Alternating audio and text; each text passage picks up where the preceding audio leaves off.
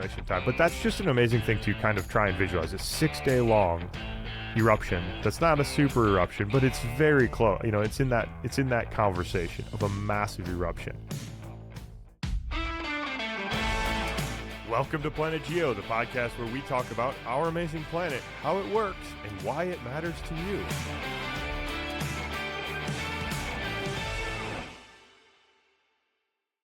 So, Chris, this is has the great potential for weeds. This is an episode about volcanoes with the chance of weeds coming at you a little bit. Yeah, I think, the whole Long Valley Caldera, the whole thing has the potential for weeds. This has been a slog, in some days. It's like I don't know. We need a flat bottom boat because we're going through the reeds here, high weeds in the grass, and we just don't know where we're going right now. That's right. This is a good one though. I think this is an interesting. I mean, first of all, it's an interesting geological story, and for me, a very interesting scientific story as well. Story is not quite the right word. Scientific discovery location for reasons that are not necessarily related to the geology, which we'll kind of get into a little bit. I mean, it is intimately related to the geology, but it's a geological fruit fly here. This is something that gets studied a lot for reasons that have nothing to do with the geology and everything to do with the fact that other people have studied it a lot. And we'll kind of touch on that, but the geological story is amazing too. Yeah, yep. That's right. Not till toward the end of the episode. We're going to come back to what you said about the Bishop Tuff, which is this famous rock layer, being the geological fruit fly. I think it's really an interesting idea, and that was really catchy for me when you first brought that up to me, and we're going to get to that at the end of the episode. Why this is the fruit fly. Yeah, yeah. What the heck we're talking about with that? This has the potential. That's the part that has potential for infinite amounts of weeds. And frankly, we would need to interview somebody who's in the weeds because there are people who spend much of their career studying the Bishop Tuff and getting into really deep geochemistry, developing geochemical tools. Anyway, we're not there yet. We're going to talk about how we got to the rocks that we see today. Like what we're going to talk about the Bishop Tuff caldera-forming eruption is really the geological story here. What created the Long Valley Caldera? And Chris, we just left off just to kind of frame it here. We left off with this, what I thought was a great phrase, this transcrustal self-distilling power supply of the basaltic to andesitic volcanism that was like 3.9 to 2.5 million years ago. That type of volcanism was going on. Basalt that was formed in the mantle, transiting the crust, erupting on the surface, bringing in all of this thermal power, all this heat to the crust, and that kind of shuts off around 2.5 billion years ago. For a couple 100,000 years, not much happens. There's a period of quiescence, and then around 2.2, things start to happen again. And remember, we've got all that heat sitting in the crust. So that's kind of where we're picking up. That's right. And the magma that gets erupted is very different during this time period than what we've been talking about. Basalt during this new time period, right? To dacite. That's right. From 2.2 to 0.8 and a little bit beyond that.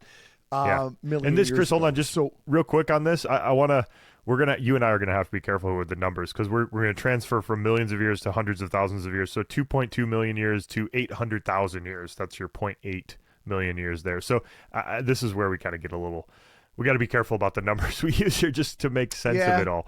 But specifically, though, Jesse, actually, we're going to 760,000 years ago. Yes. Yes. If we're going to be specific, that's the number. That's where we left off. When you actually cut me off at the last episode, you're like, hold on, Chris, you're jumping the gun here. Chris, you're getting too excited about volcanoes, man.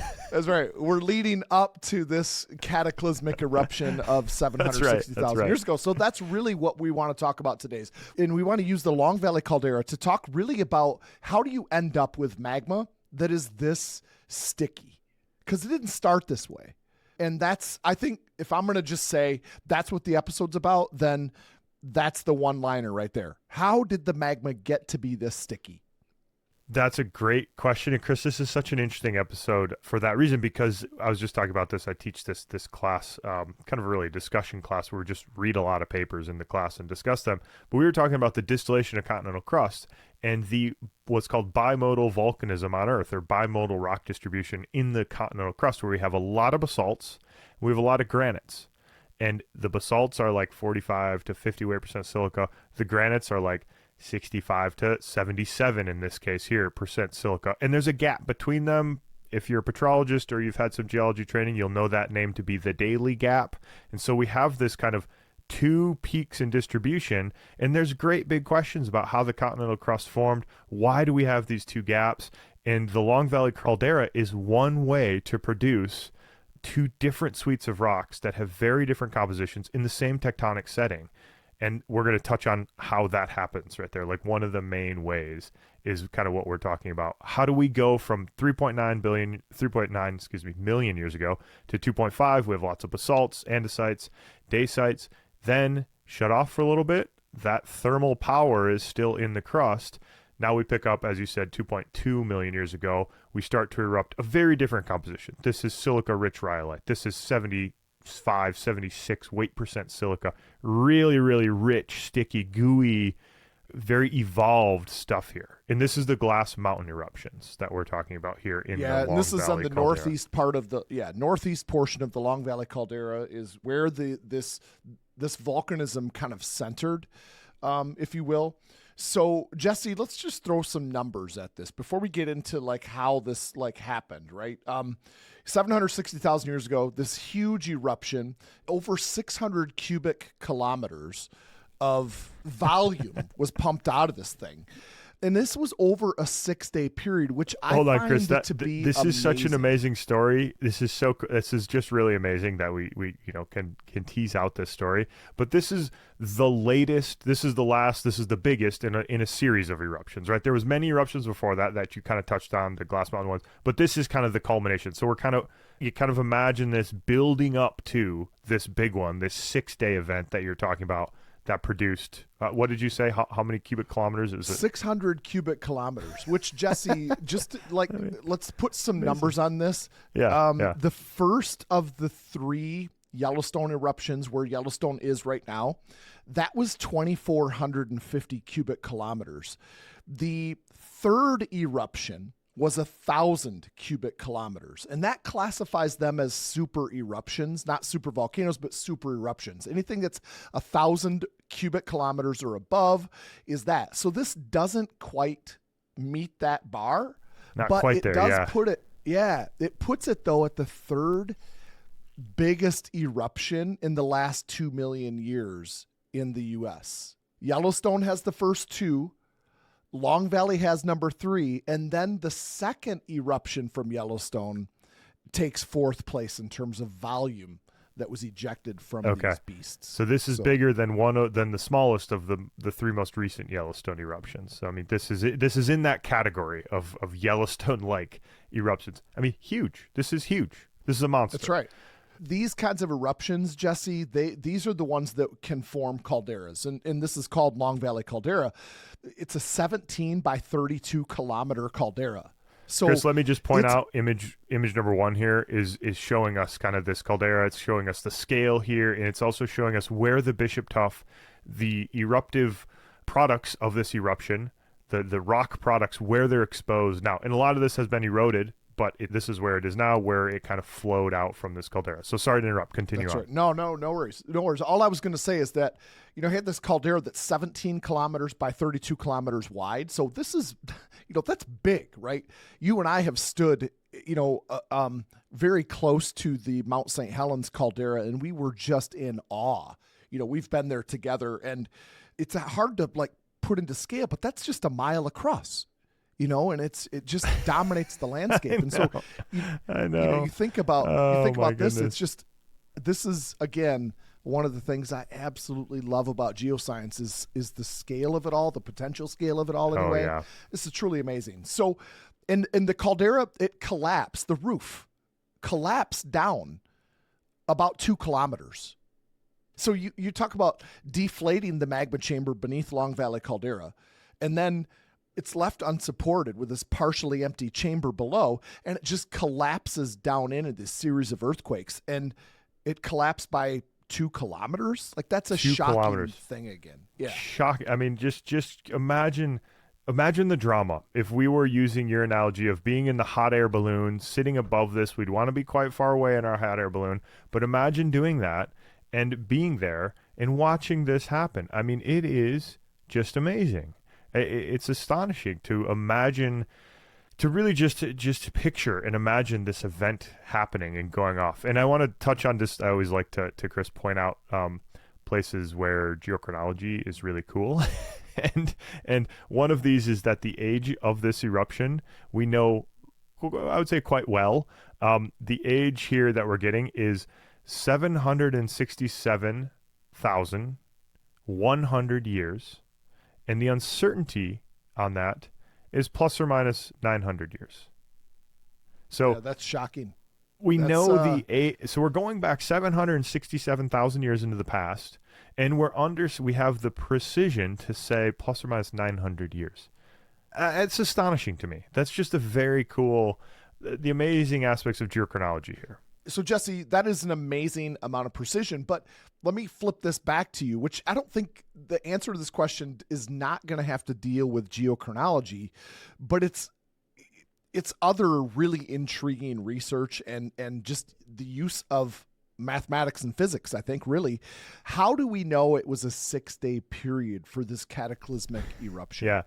Yeah, it's an interesting one. It's using the classed sizes, the maximum class size. So when this thing erupts, it's bringing all sorts of stuff up in the air, including little particles, little actually lava pieces that get frozen and turn into, my favorite rock that I could never identify in your class, called pumice. There's a lot of pumice out here. I would have not enjoyed this as a high school student because I would have been walking around going, I don't know what the word for this rock is. But the maximum classed size, the things that are caught up in this eruption, were compared to other ashfall deposits where the accumulation rates were known.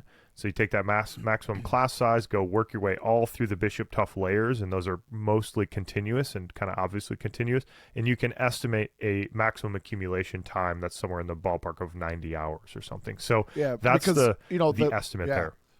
So the classed sizes are also going to diminish predictably as you get further away from the vent of the eruption. From the vent and the amount, basically the eruptive power that is, driving this system, and then how the fall rates and things like that. So given that it's a continuous system, you can kind of estimate the accumulation time. But that's just an amazing thing to kind of try and visualize. A 6-day long eruption that's not a super eruption, but it's very close. It's in that conversation of a massive eruption.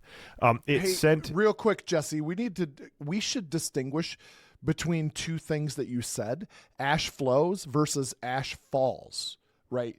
I mean, these ash flows are these pyroclastic flows that flowed more than 70 kilometers down Owens Valley, whereas right now you're talking about ash falls. What's the extent of that? I mean, this is amazing. Yeah, the ash falls go from out into the Pacific to Nebraska. Just a huge range. I mean, this is big. As you would expect, right? This is when we're talking about eruptions of this size. This is what we're talking about. These are big. These are really, really big. And Chris, I'm going to skip ahead to image number 2 here, just to show this little GIF that we've animated that shows an example of this. This is showing an airfall on the bottom. Then we have some surge deposits and an ash fall on top. There's this layering to it. This is the Bishop Tuff. This is one unit within the Bishop Tuff, or maybe a couple units here, that people go around and map and look at in detail what these rocks actually look like. And these are 760,000 years old, 761,000 years old. It's really cool to imagine this piling up over a 6-day period. The drama involved in that. Oh, that's a good way of saying it. I mean, there's drama like in the detail in the rocks, especially in this Bishop Tuff here. There's a thing called fiamme, which are these pumice clasts. This is so cool that they're squished like lens shape, almost like a football obelisk kind of shaped thing. Yeah. That's a good way to describe it. Yeah. They were soft and compacted due to the rapid fall of the material on top of it, and it just kind of squished these down. And it I don't know why, Jesse. I don't remember the derivative of the word fiamme, but the Bishop Tuff is known for this feature for sure. And they're beautiful. They are. Yeah. Oh my gosh. Really beautiful thing. I mean, this is a beautiful rock. I mean, to see these types of things, these tuffs and these pumices, they're really beautiful. Sometimes they have these, I think like 5% of the pumice is this kind of dark and swirly pumice, they call it. So there's a lot of variation in it. It's not just like a homogeneous white powder. That's not what this is. This is actually a really dynamic, beautiful rock when you get up close looking at it. Absolutely. Yeah, sorry, go ahead. I think just before we dive into this culmination, like how did the magma get to be this way? It's just worth noting, I think, that after this, for over the next 100,000 years, down into the 660-ish thousand year time frame, there was smaller scale volcanism. Some of them were punctuated with bigger eruptions inside the caldera, but this was the big show. Kind of like with you and I when we get together, I'm the big show.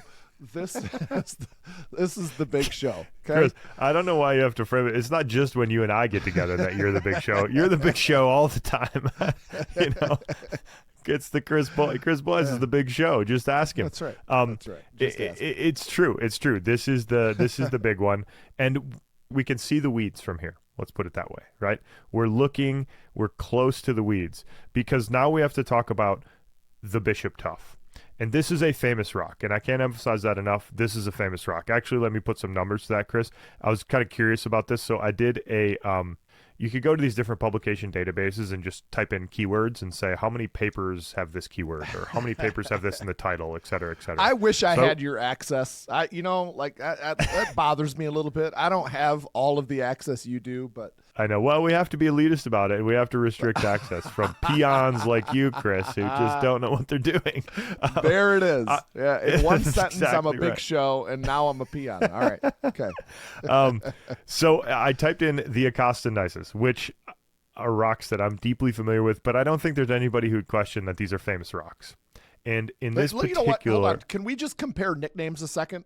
I'm referred to oftentimes as the Big Show, and you're often referred to as just Aosta. Okay? Mine is way better. You know, nobody wants to sometimes you're also referred to as smudge fingers. And so nicknames vary. So Chris, how many papers do you think I would find? It's not a fair question. What do you think? About Aosta? Yeah. 20. 20. Okay. It depends on which database you're looking at, but this one had 70. I just had the keywords Aosta gneiss complex. It doesn't mean that all the papers are on that, but the papers would be really deeply, intimately related to the Aosta gneiss complex, even if they're not on those rocks, right? Yep. The Bishop Tuff, so 70. Hold 70 on, let me guess. on the Aosta gneiss complex. I want to guess. So what do you think the Bishop Tuff? 500. Okay. 250, which I thought was a lot. Like a lot more than Aosta. I was actually shocked that I would have guessed it'd kind of be around about the same. There are way more papers published on the Bishop Tuff that are keyworded by the Bishop Tuff than there are the Aosta gneiss complex. And you might ask yourself why. Like, it's a fair question. Why is there so much focus on this? And it really goes back to the kind of paradigm model that was started to be built in the 70s by a geologist called Wes Hildreth, who's very famous in the Bishop Tuff and has worked a lot in this region. Came up with this model that has become the paradigm, or the working hypothesis for the Long Valley Caldera and the Bishop Tuff. They looked at the layering in the Bishop Tuff, looked at stratigraphy from bottom to top, so that's early eruption to late eruption, because we're kind of working oldest to youngest. Yep, exactly. And you have to visualize this. First stuff coming out of the volcano is at the bottom. The last stuff coming out of the volcanoes at the top. And noticed using really the key thing was iron titanium oxide thermometry, which just means you measure trace elements in magnetite and measure trace elements in ilmenite, and you compare the two. And we've talked about this before, Chris, a lot with things like iron magnesium oxide thermometry and garnet and biotite, or titanium thermometry and quartz. We talked about that in our geology of quartz episode. We've referred to these things before, but the minerals, think of the mineral structures, the hotter they are, the more they can accommodate, stuff that doesn't fit super well in there. The cooler the structures are, the less happy they are, and different minerals More have different exclusive. preferences. That's right. More exclusive, exactly. And so what was noticed was that the temperatures you calculate from this thermometer start cool at the bottom, around 730 degrees centigrade, and then end up throughout the course of the eruption getting hotter, up to 800 degrees centigrade. Okay, question. Let me interrupt you then. Is that temperature range, is that done using what you just described, what we've talked about in prior episodes, this thermometry thing? Yes, it's using iron titanium oxide thermometry specifically. That initial work was iron titanium oxide thermometry. The second part of the question then is, yeah, it does, absolutely. I knew there was something else coming. The second part of that question is, what does that mean? Why is that important? Okay. This is a great... It started at the bottom, cool, and got hotter towards the top. That's so what we're saying. This, Chris, is like this heating up throughout the course of an eruption from 700 to 800. So not an insignificant amount, right? 100, maybe 120 even degrees of heating up. Why do you think that's it? Why has that simple idea spawned a massive amount of research and focus on this rock? Well, I wonder, okay, here's where my mind goes with this. I start to think about, well, did it change much compositionally? Like, was it becoming less felsic toward the top? So it's a great question. And the answer is generally yes, very slightly though. So in general, people refer to the very slightly. So in general, people say the early Bishop Tuff is the early stuff, the cool stuff at the bottom is crystal poor, meaning there's not many crystals in it. It's a lot of pumice, it's a lot of glass, and it is evolved. It has 77% weight silica, which is like as much silica as you get in igneous rocks. You don't get that much. It's very rare you get more than that in igneous rocks. The late Bishop stuff, the top stuff, the hotter stuff, is less evolved, more like 75% weight silica, and it's crystal rich. You get more crystals in the thing. So you're exactly right. I mean, you're really keying in on this. That's exactly right. Can we talk about that then? Like why that might happen? Does it have to do with this early stuff that comes from the top of the magma chamber, and so there's more going on there in terms of temperature. It's touching colder country rock, whereas the stuff that's like further away from all of that, kind of insulated by all of that activity, you actually then have fractional crystallization going on, which is why it's more crystal rich. Is that the right track? That's anyway? Exactly the right track. That's the quote unquote standard model here is really exactly that we have a magma chamber, a big magma chamber. So this massive, nearly super eruption tapped into a magma chamber that was sitting there in the crust. The top was cold, did not have many crystals in it, and was very evolved. The bottom was hot, had a bunch of crystals in it, and was slightly less evolved. Like that's the textbook image of a magma chamber, right? Like that's the intro level. Yeah. If you just what you see. It's what you see, right? And so this was huge. This is like, how do super eruptions happen? How do what is a magma chamber looking like in the crust? This is an answer to the question, right? This model, what I think is a paradigm. This is what people, I'm not sure if it's consensus, but there's a majority view here. And the majority view is that this is correct. You go from low temperature stuff, and as you gradually deplete this massive magma chamber, this caldera-forming volume of stuff, you get hotter and hotter, and you tap into a different stuff down deeper. And so it's a single magma chamber that was stratified, thermally and compositionally stratified. And at the bottom, you're getting the crystals in there. You're getting the quartzes and the plagioclases and some pyroxenes that are trapped up and sucked up into the magma chamber. Because those because those are the early minerals that will crystallize out of a fractionating magma chamber. In other words, exactly. Bowen's reaction series again. Those early minerals are going to be the pyroxenes. Probably not a lot of olivine though, right? It's just not plagioclase. That's exactly right. Felsic. So you get a little bit kind of quote unquote hotter temperature feldspars in those bottom ones. So you get a change in the mineral composition a bit. And interestingly, the stuff that's on the top, the late Bishop Tuff, the higher temperature, quote unquote higher temperature stuff, the quartz in there will have a high titanium rim, which, as we talked about in our geology of quartz episodes, usually is interpreted as high temperature because, again, titanium is a thermometer, can be used as a thermometer in quartz. So there's some kind of hotter pulse maybe hitting the magma chamber at those later stages where you had some injection of hot stuff down low that kind of kicked the whole thing off. So there's a lot of models. There is debate, though. There is very clearly debate about this, whether these... Okay, hold on. I think right now, Jesse, you're transitioning into why is the Bishop Tuff this really super important rock in Owens Valley and north of the Long Valley Caldera? These ash flows, why is it the fruit fly? Okay. Right? We need to answer that outright. That's a good question. I pulled a quote from another Long Valley Caldera paper that I really like. I think it conveys the reason that this is a geological fruit fly, or at least why it started to become the geological fruit fly.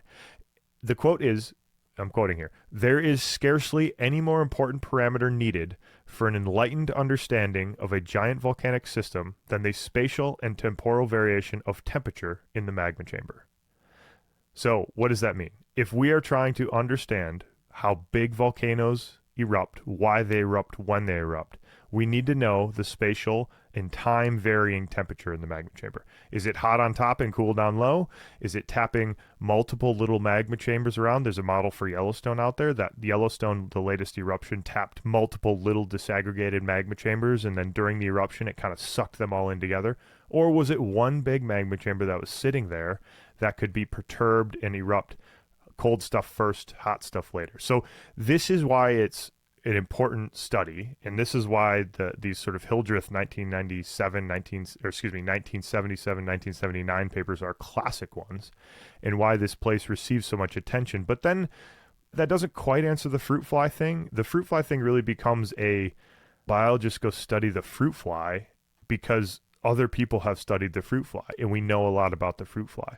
And the Bishop Tuff has kind of become that. There is so much detailed work, really detailed in the weeds petrology done on the Bishop Tuff, and volcanology and thermochronology and thermometry and all sorts of tools, all sorts of ologies done on this rock, that if you want to develop a new tool, if you want to say, I want to know what the oxidation state of magmas are, and I think I have some new tool for it, you're going to go to the Bishop Tuff because there's so much information on the Bishop Tuff already. There's a lot of work that's already been done, right? And it's a great proving ground for any new technique, or a great testing ground. So when there's discussions about what does titanium in quartz actually mean? Is it a good thermometer or a bad thermometer? People will go analyze Bishop Tuff samples to help address that because there's so much other information about this rock. So it becomes valuable because so many people have studied it, and it kind of has a snowball effect to it. And that's why that's where the fruit fly analogy comes from for the Bishop Tuff.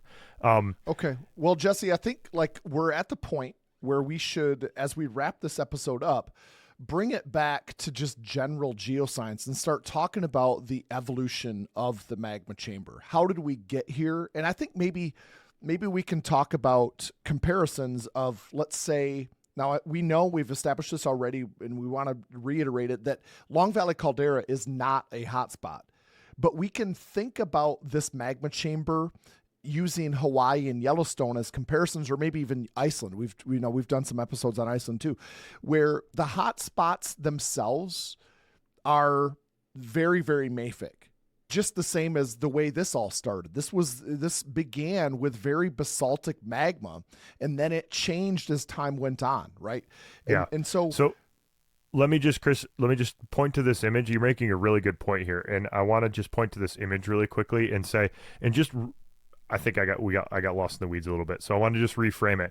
Remember here that the magma chamber was formed by crustal melting. So we had basalt intruding. Lost in the weeds. You just said that's funny. Yeah. Well, at least I'm honest. We're poking our head up, right. Looking around. All right, Windy Jesse, let's go.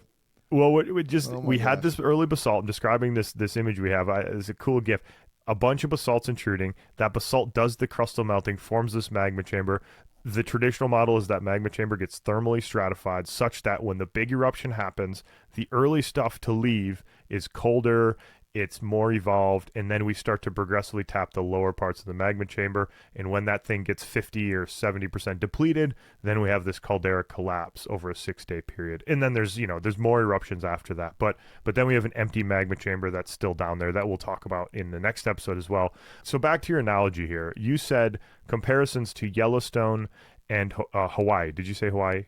Yeah. Okay. I did. Yeah. We can talk about other ones. Those are easy. Everybody knows about them. Yeah, and for sure. The difference is, when you talk about volcanism in general anyway, the more infrequent the volcano is in terms of eruptions, the more violent it is. And so Hawaii erupts all the time, and so it doesn't tend to be very violent and explosive and so on. Well, you have this hot spot that is emplaced below and then shallower magma chambers that are within oceanic crust. So what are we assimilating here? What are we blending into the ultramaficness of the hotspot itself? You're blending ultramafic plus mafic, and the result is then a really runny, soupy, mafic material that gets ejected out. And that, so you have Hawaii, and it's all black rock. It's all basalt, all black rock. Versions of it.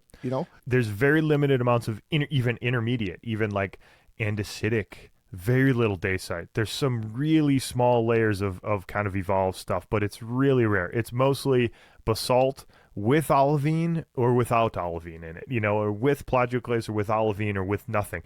It's basalt, and it's shades of basalt. Compare that to Yellowstone. Exactly. Yeah. You made the great point. Like, it's sitting. What is it? It's first of all, when you have a hot spot coming up like Hawaii, it's huge amounts of melting. So you're producing loads of basaltic melt and even more ultramafic melt down deep, really voluminous melting in a mantle plume. In this little trans-tensional setting that we have in Long Valley, we talked about this in the tectonics episode. In this transtensional thing, we're not doing nearly as voluminous of melting of the mantle beneath us. So first of all, we're not starting out with as much basalt. We're not just going to swamp the system with basalt. And then, Chris, compare that to Yellowstone. What's the difference? Let's talk about Yellowstone. Yellowstone, you have the same kind of material. It comes from, the liquid outer core mantle boundary, ultramafic, really, really deep, comes up, and these shallower chambers are injecting into this really felsic, high up into this continental crust, which is much more felsic. So one, felsic crust is much easier to melt because the minerals are lower temperature. It just sits there and it assimilates the wall rock, this country rock around it, which changes the composition of this melt. So you really kind of have this, I'm surprised, you talk about the Bishop Tuff as the fruit fly. Why hasn't Yellowstone been studied in the same kind of way? Because you would have to have the same kind of thing. It's a great question, Chris. It's a really excellent question. Why is this the fruit fly? And I was kind of thinking about that too. And I don't know if this is the right answer, but it's an answer probably, is that, first of all, Yellowstone is a huge system. I mean, Yellowstone's had 3 eruptions in the last couple million years that are of the scale of the Long Valley Caldera. And there's no basalt in Yellowstone, or at least not very much basalt in the Yellowstone area. There's a little basalt, yeah. There's a little bit, it's a little bit around.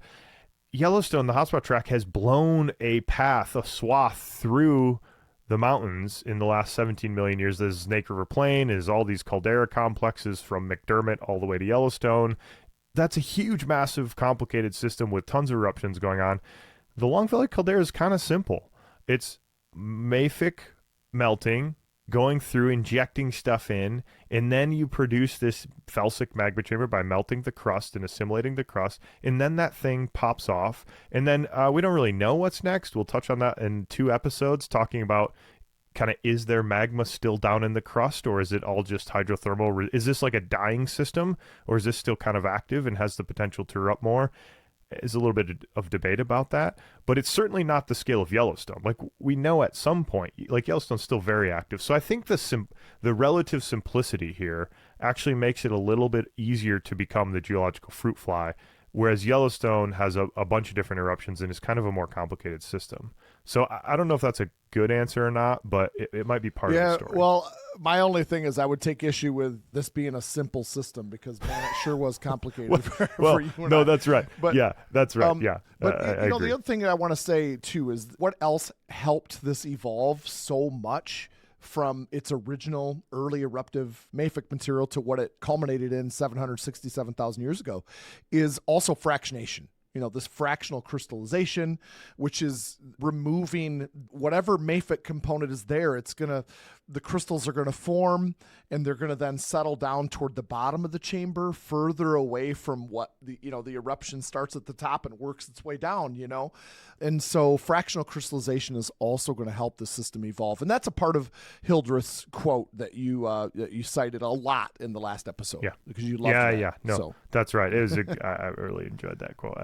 And I think it's also, we're talking about a single magma chamber. I think the evolving paradigm in Yellowstone is that the Yellowstone eruptions tap multiple magma chambers. That imposes a bunch of complexity on any given eruption, where the model here is one single eruption. Now, not everybody agrees with that. There is a bunch of debate in this kind of geological fruit fly thing about whether it's two magma chambers side by side, whether the iron titanium oxide thermometry or any other kind of thermometry people have applied is actually good. And you can imagine why. Like, you might think, why is that in debate? But if you have a rock that is pulling up phenocrysts, really, it's pulling up other crystals from the magma chamber, you have to ask the question, were they in chemical equilibrium? Were they close enough together to be chemically communicating with each other such that it is a good thermometer? Or were they just kind of in different parts of the magma that were unrelated, and we can't relate their chemistry to each other or to the mineralogy around them? So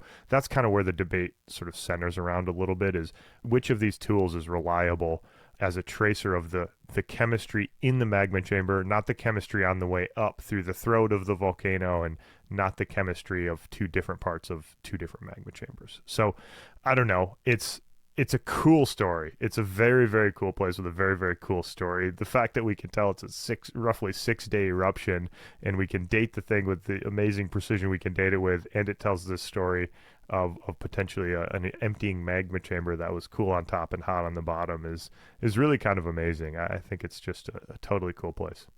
And I think it's also just a really important case study in the evolution of magma. You know? For sure. It's a good instructional tool for basic principles in geoscience. And a very famous rock now. That's right. It's great. It's great. Yeah. What do you think, Chris? Is that do we do it justice here?